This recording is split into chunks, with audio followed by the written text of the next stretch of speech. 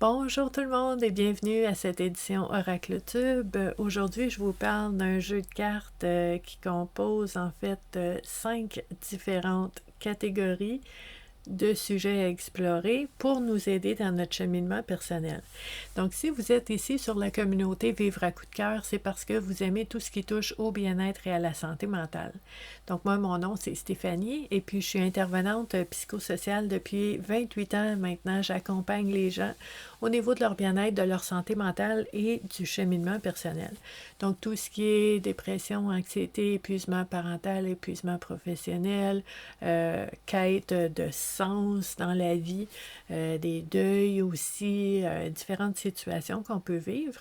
Et sur toutes les différentes plateformes où est-ce que vous pouvez joindre Vivre à coup de cœur, bien, je vous partage différents outils, des articles, des fois des réflexions, des exercices qu'on fait ensemble en groupe, des informations, des approches, des techniques, des pratiques qu'on fait ensemble sous différentes facettes pour nous aider dans notre cheminement.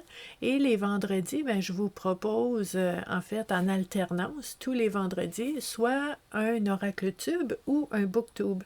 Donc un Booktube, un livre que je vous présente qui peut être inspirant et nous aider dans notre cheminement. Et l'autre vendredi, ben, c'est les Oracles Tubes où est-ce que je vous présente un jeu de cartes Oracle qui peut aider à mieux se connaître, à mieux approfondir différentes situations qu'on vit, à les voir autrement, pour nous aider à faire des choix différents, à prendre des décisions différentes. Donc, les jeux de cartes Oracle vont être déclencheurs de prise de conscience parce qu'on va brasser les cartes. On va voir ce qui sort et au contact de la thématique qui est ressortie, on va voir émerger en soi des souvenirs, des images, des paroles qu'on a entendues, des expériences, des rêves qu'on a oubliés et tout ça, très important pour être conscient de tout ce qu'on porte en nous et qui nous influence à tous les jours. Donc à ce moment-là, en prenant conscience de tout ça, on peut faire des choix et prendre des décisions différentes à l'avenir dès le moment où est-ce qu'on a pris conscience de ces éléments-là en nous. Donc, les jeux de cartes Oracle sont un des nombreux outils qui peuvent nous aider à faire ça. Donc, je vous présente un jeu de cartes Oracle différent à toutes les 2 semaines depuis 2-3 ans maintenant, depuis 2 ans, je pense. Donc, à toutes les 2 semaines, un jeu de cartes différent et je vous montre comment on peut l'utiliser dans notre cheminement personnel. Donc, aujourd'hui, je vous présente un jeu qui s'appelle le jeu des possibles de votre vie, qui a été créé par Galia Ortega. Donc, c'est un beau boîtier ici. Ben là, je l'ai vidé pour vous montrer ce qu'il y a dedans, là, mais il y a un livre. J'appelle ça un livre plus qu'un livret. Je le sens vraiment comme étant un livre. Un beau livre en couleur. On aime ça. On aime ça quand c'est en couleur. Donc, bravo pour ça. Et dans ce jeu-là, il y a... Combien de cartes il y a là-dedans? C'est écrit 5 catégories. Ouais, 45 cartes. OK, du jeu des possibles. Il y a une carte mode d'emploi et il y a le livret qui va avec. Donc, nos cartes du possible sont divisées en 5 couleurs.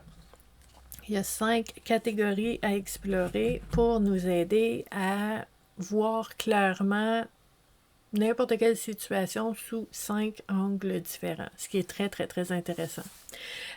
Vous allez voir, là, je vous présente le jeu, vous allez voir comment l'auteur vous propose qu'on utilise son jeu, puis elle a le droit, c'est elle qui a créé son jeu.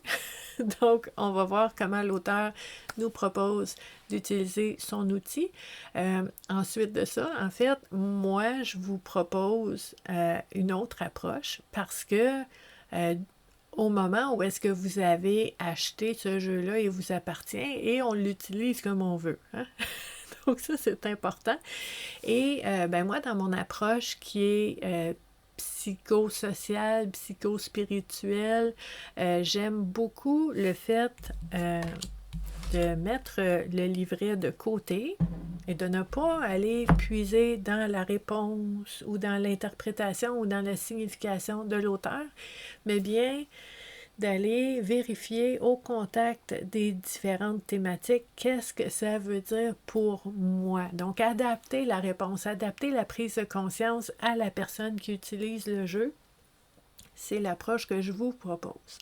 Donc, à ce moment-là, c'est votre interprétation, c'est les liens que vous faites avec votre propre vie, avec vos propres relations qui va faire le plus de sens pour vous. Donc, à ce moment-là, c'est une façon qu'on peut utiliser aussi les jeux de cartes dans notre cheminement personnel. Donc, je vais vous montrer, en fait, je me suis mis des petits post-it parce que je veux qu'on apprenne à connaître cet outil-là. Donc, dans le préambule, on nous dit ici un jeu divinatoire ou plutôt un jeu pour guider l'interrogation ou le cheminement de chacun.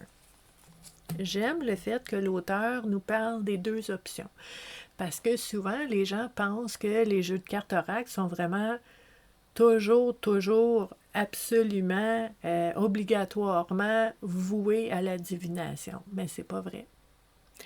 Moi, j'utilise les jeux de cartes oracle le plus souvent là, dans un cheminement personnel pour apprendre à se connaître, pour apprendre à voir sont où nos blocages, c'est quoi les rêves qu'on a oubliés, c'est quoi nos valeurs, qu'est-ce qui fait du sens pour nous, qu'est-ce qui empêche d'avancer. Donc, moi, j'aime beaucoup utiliser les jeux sous cet angle-là. Mon petit côté intervenante sociale, psychologie, tout ça, aime bien ça. Puis de temps en temps, ben pourquoi pas aller voir qu'est-ce qui s'en vient, mais c'est pas obligatoirement pour ça les jeux. Donc, je trouve ça important de sensibiliser et d'éduquer aussi par rapport à ces outils-là, les différentes façons qu'on peut les utiliser. Et j'aime beaucoup que l'auteur ici partage cette approche-là. Donc, on nous dit le jeu est structuré en 5 catégories de cartes, renvoyant à 5 aides pour trouver une réponse à une question. Donc, les cartes rouges ici sont les archétypes qui répondent à la question « Qui suis-je et qui en moi pose cette question? » Quelle facette de moi pose cette question? La deuxième catégorie, les cartes bleues, c'est les expériences qui répondent à la question « Que suis-je exactement en train de vivre? » Les cartes oranges ici représentent les pièges. Donc, qui attire l'attention sur les dangers contenus dans cette expérience-là. Les cartes vertes représentent les alliés, qui sont des aides intérieures ou extérieures pouvant soutenir ou éclairer la personne qui utilise les cartes. Et les cartes violettes, ici, sont les rituels, des rituels déclenchant une énergie propice à l'expérience. Donc, pour les personnes qui me suivent depuis un moment, vous savez que moi, en tant qu'intervenante sociale, j'aime beaucoup les archétypes, le symbolisme. Tu sais, j'ai une approche très connexe à Carl Jung. J'adore ces éléments-là. J'aime beaucoup les rituels. Je vous parle souvent de rituels de bien-être, d'avoir des routines qui font du bien pour maintenir l'énergie puis pour ne pas s'épuiser. Donc, vous voyez, il y a des éléments dans ce jeu de cartes-là qui vient vraiment parler à ces différentes approches-là. Dans le sommaire, je vous le dis parce que on veut apprendre à connaître ce jeu de cartes-là. Dans les cartes rouges, les archétypes, on a le roi, le magicien, le guerrier, le prêtre, l'artiste, la guérisseuse, la mère, l'aventurier, le joker. Dans les cartes bleues, les expériences, on a l'incarnation, le désir, les émotions, l'amour, le verbe, la vision, le divin, le secret et la mort. Dans les cartes oranges, dans les pièges, on a l'excès d'ambition, l'illusion, l'infidélité à soi-même, la peur, le manque de discernement, l'orgueil, le manque de volonté, la vanité et la projection. Dans les cartes vertes, qui sont les alliés, on a les pierres, les plantes, les 4 éléments, les animaux, les humains, les anges, le son, la connaissance et les ancêtres. Dans les cartes violentes, dans les cartes violettes, excusez-moi, on explore les rituels, on a la purification, la concentration, l'ancrage, l'abondance, l'amitié de l'univers, le détachement, la paix, le lâcher-prise et l'union. Donc ça, c'est toutes les cartes qu'on a. Puis là, dans le livret, vous avez les archétypes et en couleur, on voit tous les archétypes et on voit comment utiliser les cartes des archétypes dans notre réflexion. Ensuite de ça, on a la carte avec une proposition de réflexion de la part de l'auteur. Donc, chaque carte a à peu près une page d'information. OK?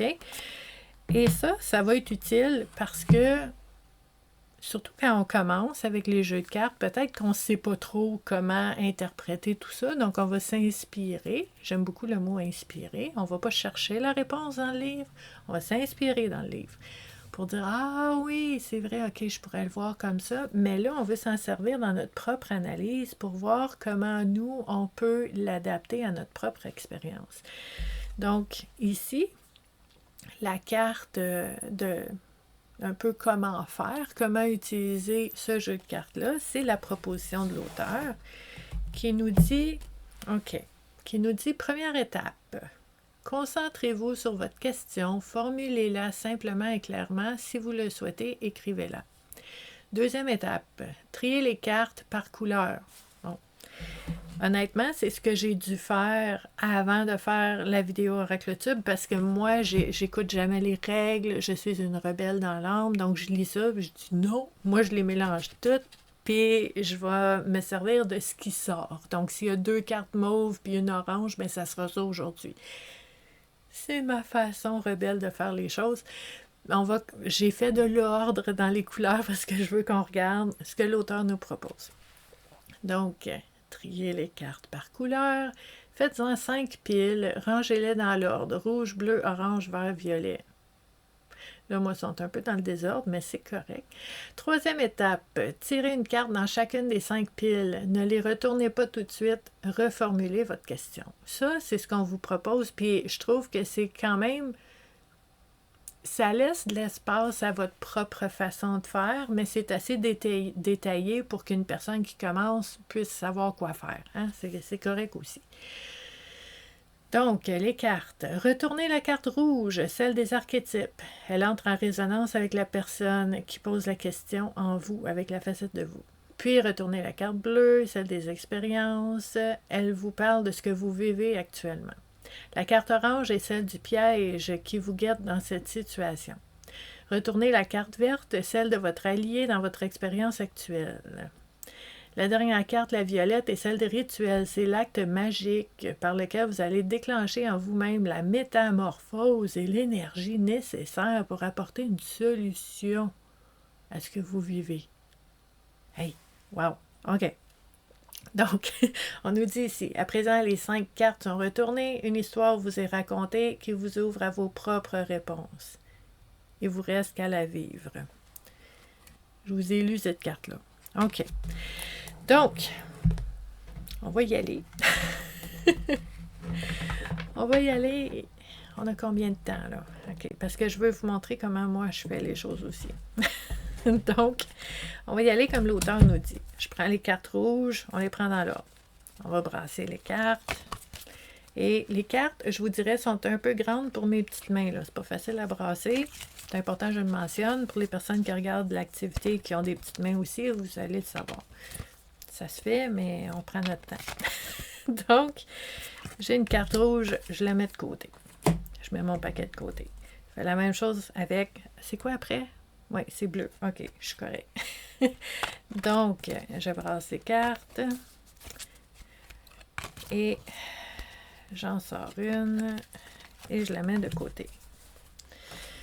Après ça, carte orange. On nous parle des pièges ici. Fait que je vais voir c'est quoi le piège qui est potentiellement là en ce moment. Dans la situation, je brasse les cartes, j'en sors une et je mets les autres de côté. La même chose avec les vertes.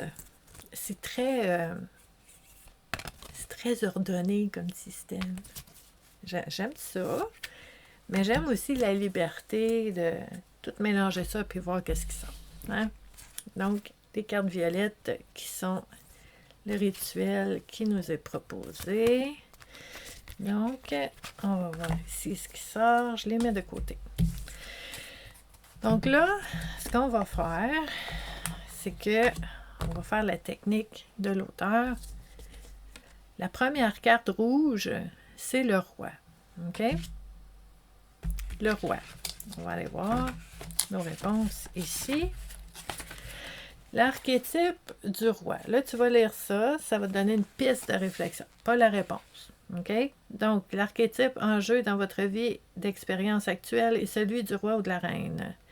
Donc, ici, la royauté vous invite à une véritable autonomie intérieure née de la connaissance, à une éthique sans faille et à une intégrité souveraine.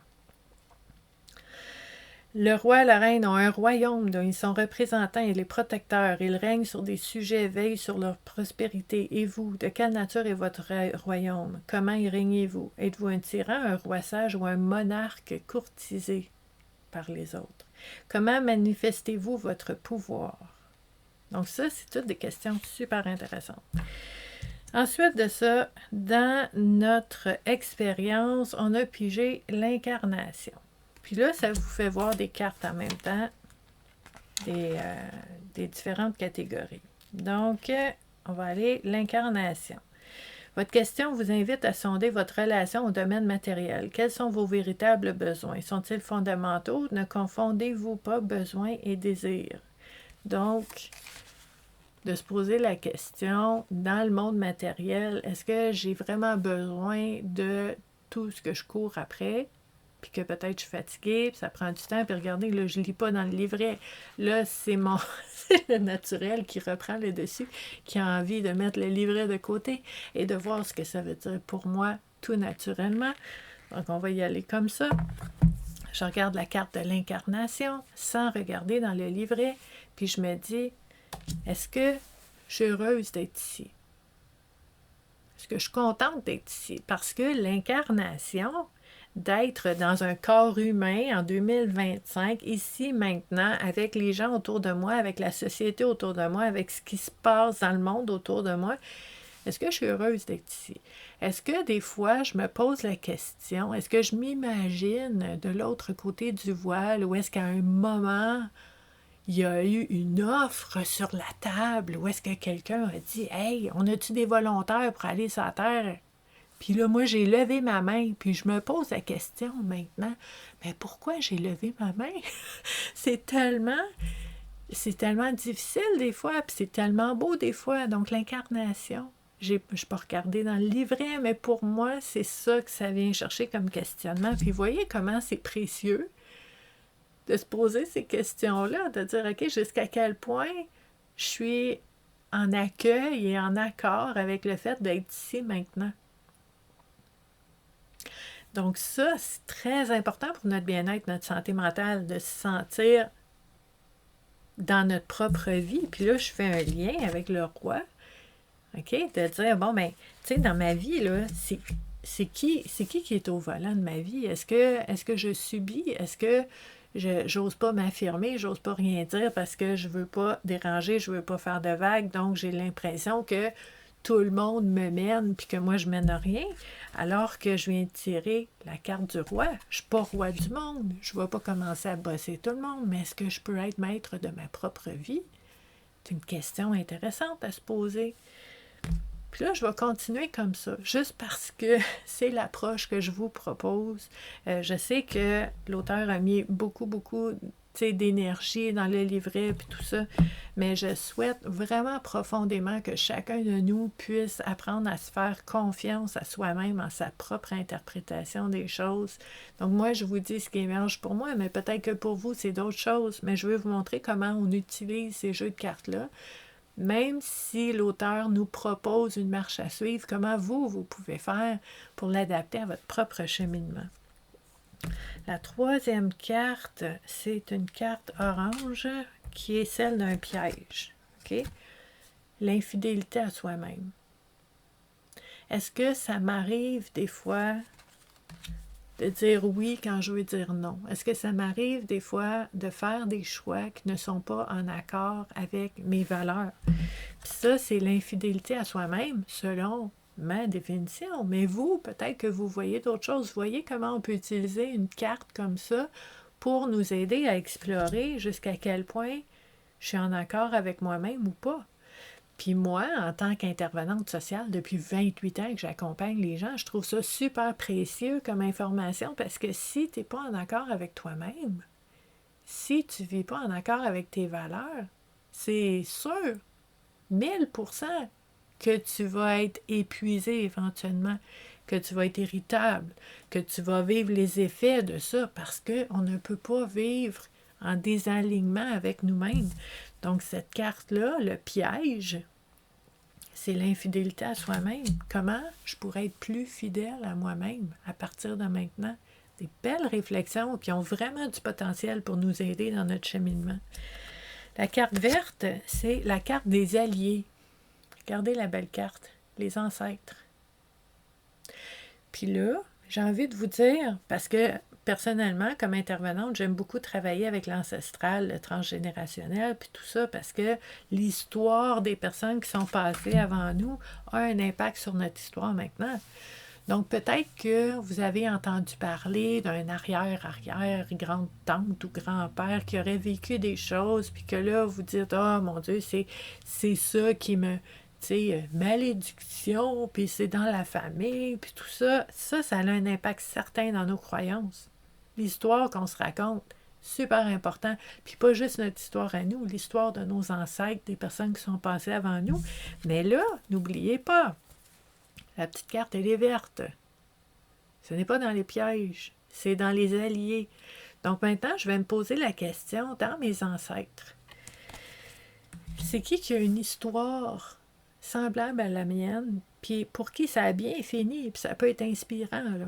OK? Puis c'est des alliés. Comment je peux m'inspirer de la vie ou des choix ou des décisions ou de la façon d'être de mes ancêtres pour m'aider maintenant? Ça, c'est une réflexion extraordinaire. Puis tu sais, je vous parlais de mon petit côté rebelle tantôt, là. Ça me fait sourire parce que ça me fait penser à mon arrière-grand-mère. Mon arrière-grand-mère, que j'ai eu la chance et l'espèce de cadeau de l'avoir eu pendant longtemps. Mon arrière-grand-mère est décédée quand j'avais, je pense, 26 ans. Là. Je l'ai eu longtemps, mon arrière-grand-mère est décédée à presque 100 ans.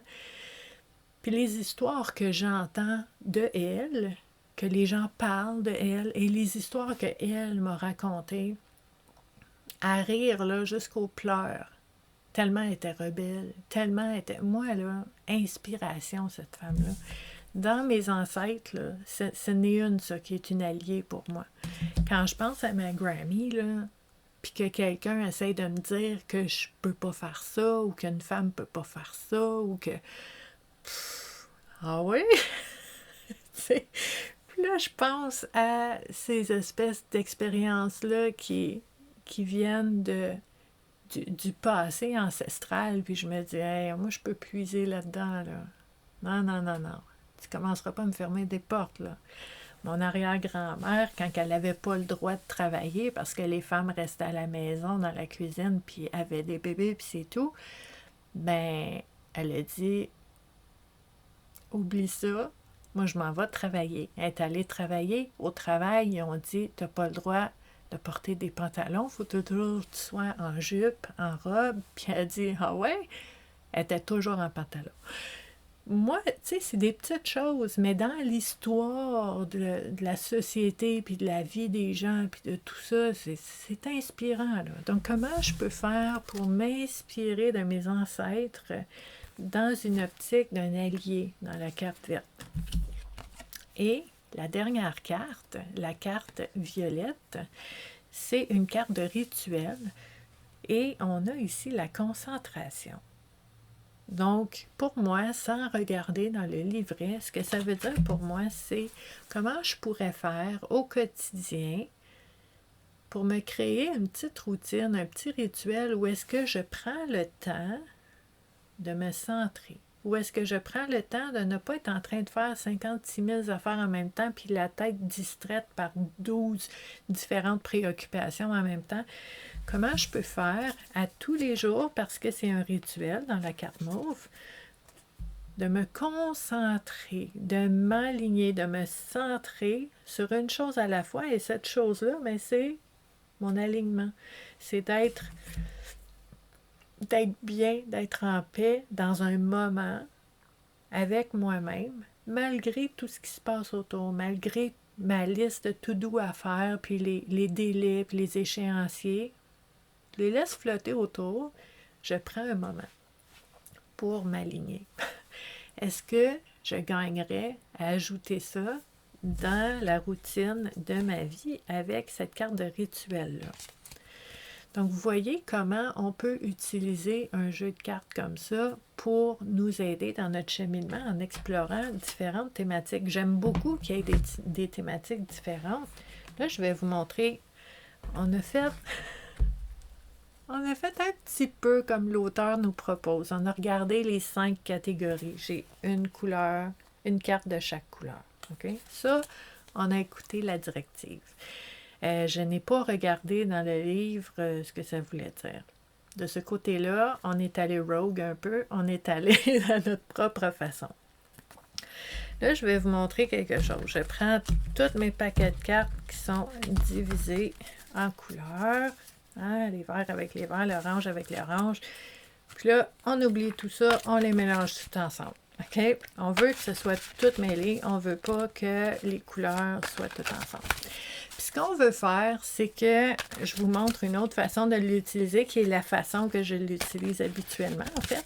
C'est que je vais brasser les cartes sans que ce soit trié par couleur. Là. Je brasse les cartes et je vais voir ce qui sort. OK? Puis là, par exemple, vous êtes en train de vous poser une question sur une situation que vous vivez, puis vous dites, oh, je vais aller voir qu'est-ce qui sort. T'sais.